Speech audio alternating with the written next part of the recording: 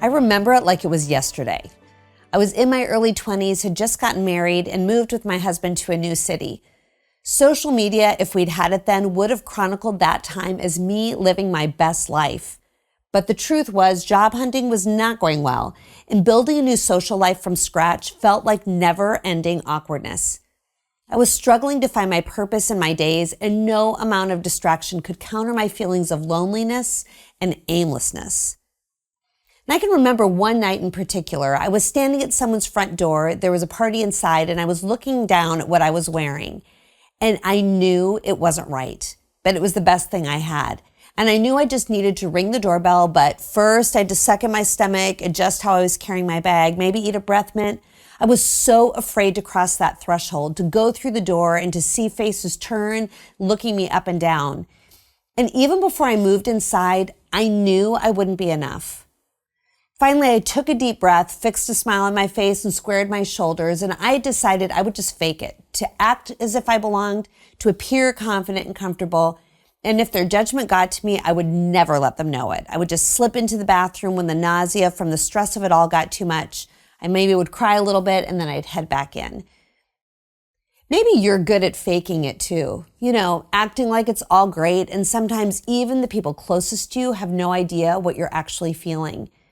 Because we don't tend to lead with information like, I'm feeling so insecure, or I hate this about my body and I can't stop thinking about it, or I'm desperately lonely.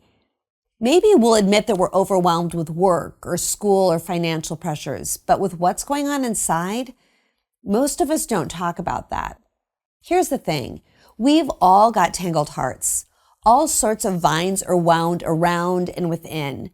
There's the vine from things people have said about us and to us, and these are critical voices that have woven their way into how we see ourselves. We also deal with our own negative self-talk, and that's a whole other vine, and some of us have a vine of perfectionism that runs through everything, causing us to feel that we are never enough. There have been experiences in the past that were deeply wounding and still have this maddening power to trigger a rush of all those original emotions. And there are the vines we've cultivated ourselves, bad choices we've made that have hurt ourselves and others. A vine of confusion might wind around our decision-making, and we're so afraid that with one wrong move, everything is going to come crashing down. When we aren't sure what we're supposed to do, a vine of powerlessness grows, and it paralyzes us. So what are we supposed to do with our hearts of vines? Well, we can keep pretty important things buried. We can ignore our hearts by escaping or achieving. And the truth is, you can live like that for a really long time without anyone around you noticing that anything is wrong. But you'll notice. You'll realize that you've lost your joy, and you might even get to a point where you can't even remember anymore what used to make you happy. So we either make the time to take a look at our hearts, or we're going to wind up living half a life. It might look good on the outside, but on the inside, it'll be sterile, frozen, a slow interior death. And I do not want that for you. I want to lead you out of the maze of all that's going on within you. I also don't want you to get stuck navel-gazing forever. I want you to move forward. And I believe this is possible. This masterclass in unraveling a tangled up heart isn't a one-size-fits-all, three-step approach to fixing your life, because you are a unique and unrepeatable person. So there's going to be sometimes you'll hear something and think, oh yeah, that's me. And then there'll be other moments when you don't relate at all. That's okay. Grab hold of what is good and helpful and just let the rest go. Or maybe store it away in your mind because it might come in handy later. What I'm going to present to you is a framework, and it's meant to support the wide variety of living that exists within the human experience. Will this framework solve everything? No. There are going to be times you will want to say, but what about this? How can that perspective be integrated into my lived experience? And when this occurs, I invite you to hold on to your question, but stay with me. Not everything is going to be fixed, even if you put each suggestion I talk about into practice. But I promise you, significant things will shift if you are willing to try.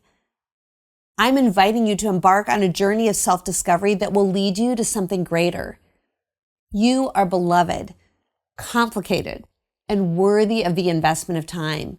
So that's what this is. It's an invitation to invest in yourself, not in a narcissistic way, but in a self-reflective way. And the end result could be you coming into your own, you in your uniqueness, wildness, and true glory. So let's go together into the gardens of our hearts. And our journey has 3 parts. The first is called uproot. This is where we're going to pull out the weeds of perfectionism, materialism, and the lies that tell us that comfort and financial stability are the things that bring real freedom and safety. The second part is called cultivate. And this is where we're going to explore the thoughts and the perspectives that we want to cultivate as a far healthier mindset. The third part is called flourish, and we're going to get practical here. This is where I'm going to break it all down into things that you can build into your real life that will help it to become deeply satisfying and joy-filled. Keep an eye out for supplemental material to help you delve more deeply into the subject matter.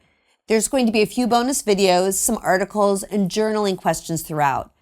I encourage you especially to give time and thought to the journaling questions because that is going to be the game changer between just gaining some new info or experiencing true, lasting transformation.